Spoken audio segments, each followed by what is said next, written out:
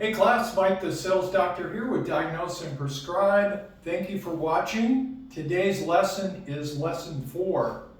Who is in charge of the sales process? The answer is you. But you don't want to be arrogant about it. You don't want to be pushy. You want your prospects to feel like they kind of have some control of what's going on, but you're running the show. New salespeople, thank you for watching. Some of you have ordered the Diagnose and Prescribe 10-course sales training. All of you need to get that. Go to TheSalesDoctor.com and check it out. So who's in charge? Before we get going, I've showed you the key 3 character traits that we need to have, especially these days, going into this person-to-person sale that we're going to do.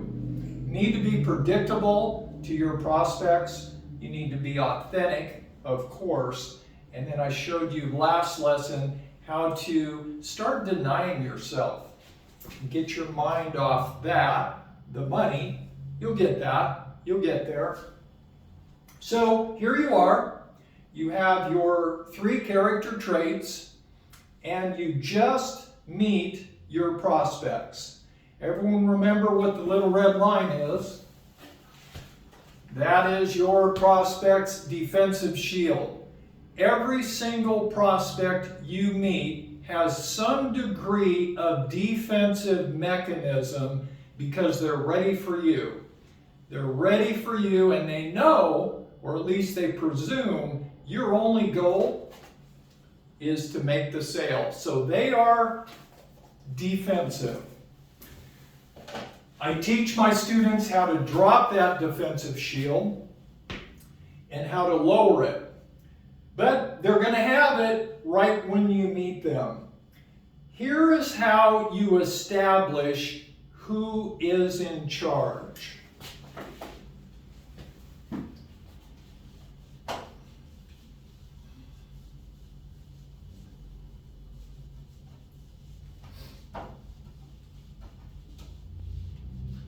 What I do, and this is just for example, as you know, I've been in the heating and air conditioning business for about 17 years.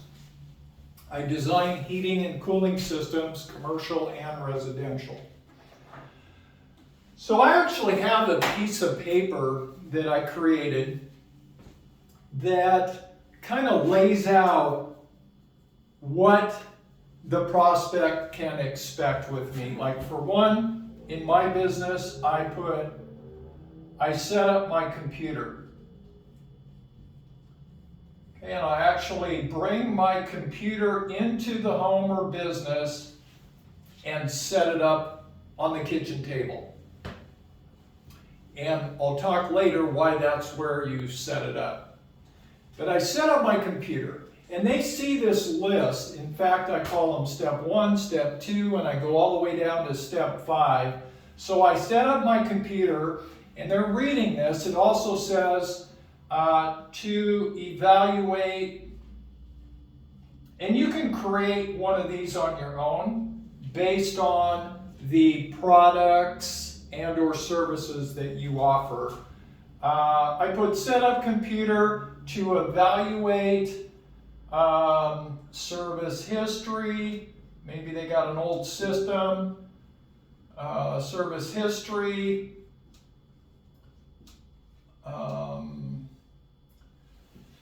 something along those lines. 2, I call it step 2, and I actually write it down.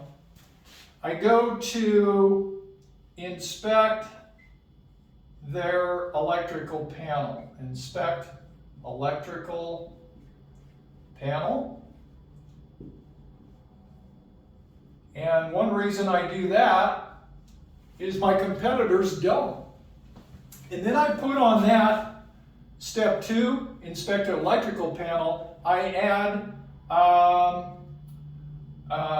to look for safety issues. Now, almost every one of my prospects wants to be safe. I can't tell you how many times I've been told the other guy or the other gal that was here from company Z, they didn't even look at my electrical panel. Well, wow, that is a notch up right there. There's other reasons I do this, and I'm going to teach later, because you're going to, when you're in the sales process and you're looking for problems, for me, these are where I'm finding the problems. And my competition can care less. They're just going to go in and give the prospect a price for a new heat pump or air conditioner and a new furnace, and they're done. So this is part of the process of what's called upselling, and we'll get to that later. I don't want to confuse you. So number 3, I'm going to inspect the ductwork. Okay, so I'm going to inspect ductwork,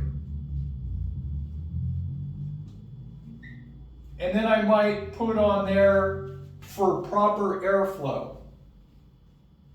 Okay, who doesn't want to have proper airflow in their duct system? The other reason I'm inspecting ductwork, if it's real dirty, I'm going to offer a duct cleaning service. Competition doesn't do that. Okay, so that's called building value. I'm not telling them I'm doing all these things for this reason later, but when we get to the prescribe phase, you're going to see where all this stuff is absolutely beautiful, and I dial it in. So I'm going to inspect the ductwork. Oh, guess what?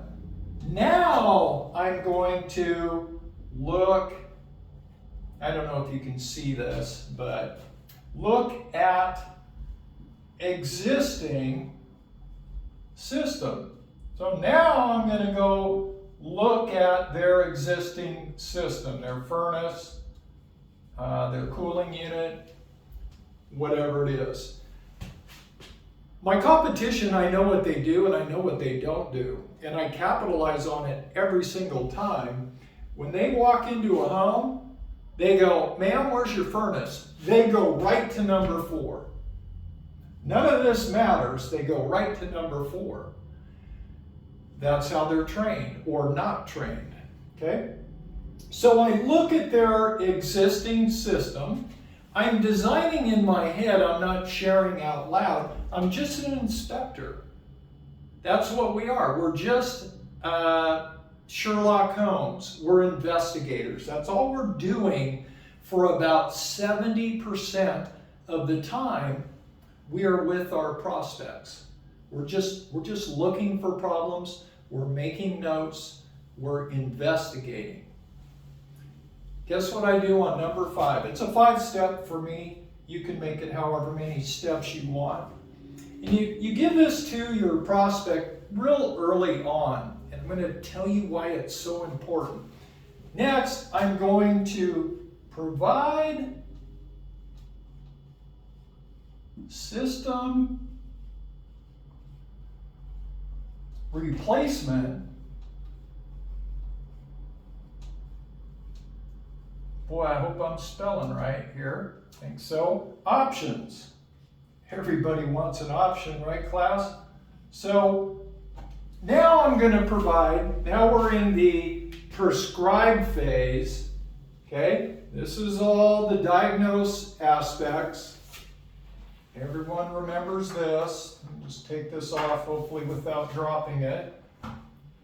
There we go. So for me, steps 1 through 4, I'm doing during the discovery phase, which is about 80% of the time. The discovery phase, the diagnose phase. Then I get over here when we roll over to prescribing the solutions. That class is Number 5, right there. So the prospect sees this. Here is why it's so awesome. Most people don't have a clue what you're up to, other than you're trying to make a sale. When I give the prospects this early on, here's something else. On the top, I put approximate evaluation time. So now they know how long I will be there. And for me, I put 1 to 3 hours. It's a pretty big spread. Now, if I get objections right there, and oh my gosh, that long? Okay, well, the other guy was here and he was gone. He just looked at our furnace and our heat pump. 1 to 3 hours? I don't know. I don't know if I'm going to have that appointment reset. Absolutely reset. They're going to appreciate me for doing that. I'm not going to change my composure. I'm going to remain predictable. I'm going to be authentic. I'm not going to say, hey, while I'm here, I'll try to go as quick as I can. No, I'm in charge. You are in charge. Okay? I will reset that appointment. Okay, here is why this is so beautiful. By giving your prospect this, it adds more predictability. It makes you more predictable. They know what you're going to be doing. Sure, it might be a little scary knowing that you're going to get to that point, but when you do 1 through 4 properly, you will have few, if any, objections, which is critical. Objections mean, in my opinion, in my experience, you didn't do this right. If you're getting a lot of objections here, you went too fast, you were maybe too pushy, and you didn't have these character attributes that I'm trying to teach everyone watching today. So here it is. I'm going to highlight it, and then we'll be done with this lesson. Reason I do that is exactly right here. It makes you predictable. No surprises. I've actually seen prospects follow along. I've actually had prospects, after I was done opening their electrical panel, looking for problems, they go, oh, okay, now you're going to take a look at our ductwork, right? They're following along. They know where this is going. Being predictable. Lesson 5, we're actually going to get into the diagnose phase. Mike the Sales Doctor, diagnose and prescribe. I love this stuff. You guys send me some emails. I want more emails. I want to respond to some emails, questions, anything you have. Mike the Sales Doctor at proton.me. And check out the website, MikeTheSalesDoctor.com. Thank you again for watching.